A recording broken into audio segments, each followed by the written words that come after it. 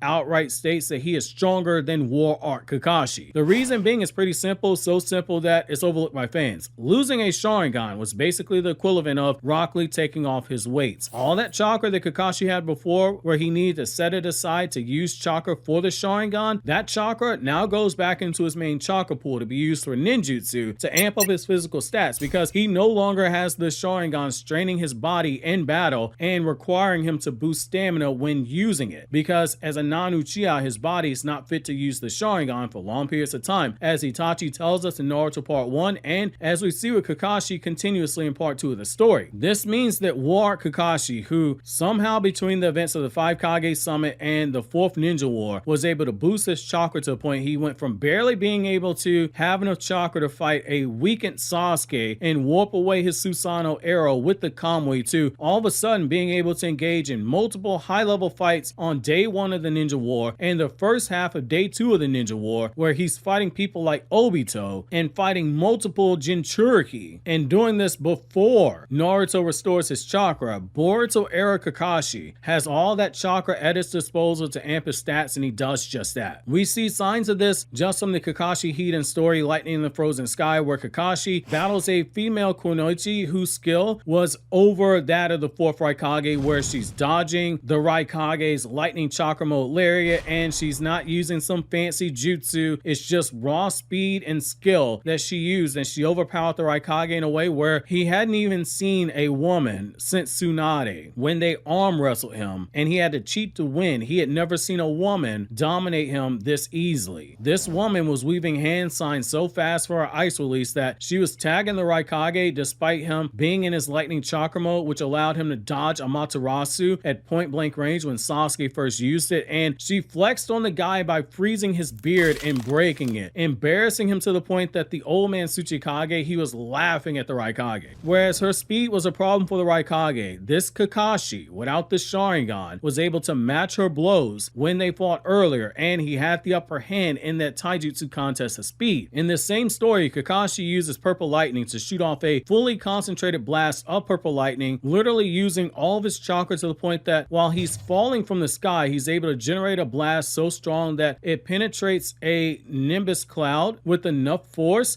that it generates a rainstorm, and had enough force that it blows him off his feet, knocks him unconscious, and the stray lightning bolt split a tree in half thousands of feet down on the ground. In this same story, Kakashi was able to easily defeat Rock Lee, who was fighting seriously during that fight, and Kakashi neg diffed Rock Lee after studying his attack patterns and took him out with only less than a handful of direct hits while holding back, outright leaving Rock Lee unconscious, unable to move. By the Boruto era, this Kakashi was now strong enough that in the Kakashi Retsunin story, the Six Hokage and the Fallen Sun, he was able to fight off an entire army of 300 missing mercenary shinobi on his own using purely genjutsu and ninja trickery, but he was also able to keep a mud wall up that went higher than the tallest buildings in the village he was in, and it was durable enough that it tanked multiple high-level lightning release aimed at the mud wall, and at one point, due to the chakra control required, using a jutsu that requires such insane chakra control, it stated that only Naruto, who is a pseudo Ten-Tails Jinchuriki, and Sasuke with the Rinnegan have the chakra control necessary to pull off this jutsu. Kakashi was able to transform part of that mud wall into glass to negate the lightning release by insulating the attack, contain it, disperse the attack, and then reinforce it with more mud wall after it was done, and leave that wall up for 24 hours despite taking continuous attacks. After keeping that mud wall up for 24 hours and taking down an army of 300 ninjas, Kakashi went on to counter a chakra weapon left behind by the Sage of Six Paths that had a small remnants of Six Paths chakra, enough to flood the entire continent, and Kakashi, by exerting all of his chakra into a fire release, was strong enough to counter the attack, and the explosion that it created was enough that it shook a small country that they were in, creating a cataclysm in the process due to the force generated. For obvious reasons, Kakashi was outright exhausted following this and required a lot of rest. Later on in the Boruto era, we see that Kakashi was enough of a threat that Kashin Koji in base went out of his way to avoid direct contact with him. And when they fought briefly at the end of Boruto episode 211, Kakashi did well enough against Kashin Koji, a cyborg clone of Jiraiya, who is stronger than Jiraiya and strong enough to fight and kill Jigen, who was at 10% power. Kashin Koji was able to get pressured by Kakashi, who Kakashi had him on a defensive end and made him retreat once the fight escalated using purple lightning. When you look at Kakashi when he had the Sharingan, he was just as broken. The guy was an absolute menace. With just one Sharingan, he got compliments from several elite ninja, from Zabuza to Orochimaru to Itachi to Pain to Obito to even Madara. Kakashi, despite not being an Uchiha, used the Sharingan Eye with more skill than most Uchiha, which speaks volumes to his genius. During the time that he had the Sharingan, he not only copied 1000 jutsu, but he also mastered 4 changes in chakra nature on his own, which Sharingan, for context, cannot copy a jutsu that uses a chakra nature the user does not know. And when he gained Obito's 6 pass chakra, the 4th Naruto databook confirms for us that Kakashi gained wind release, making him one of the few shinobi in history to have mastered all 5 changes in chakra nature. However, when Kakashi got both Mangekyo Sharingan from Obito and got Obito's 6-pass chakra. The version of Kakashi we call DMS Kakashi, that guy's a monster. Double Mangekyo Sharingan Kakashi was able to use this power because Obito's soul connected to Kakashi by taking leftover chakra in his ashes, flew into Kakashi's eyes, and loaned Kakashi that power. Kakashi merged with Obito's chakra and had access with perfect Susanoo. He's able to use a long-range Kamui to snipe his enemy and use a close-range Kamui to make himself intangible to attacks, making him damn near untouchable except for when he makes himself tangible to attack, and his Kamui speed was enough to teleport Sakura above Kaguya without Kaguya realizing it until just before Sakura hit her and snapped her horn in half. He's able to use small bits of 6-pass chakra that Obito still retained and add it to his Raikiri, and is able to use his Kamui Shuriken, which can teleport whatever they cut to the Kamui dimension. This Kakashi is broken enough that it should be worth noting not only was he the only other person besides 6-pass chakra mode Naruto to land a full direct frontal hit on Kaguya,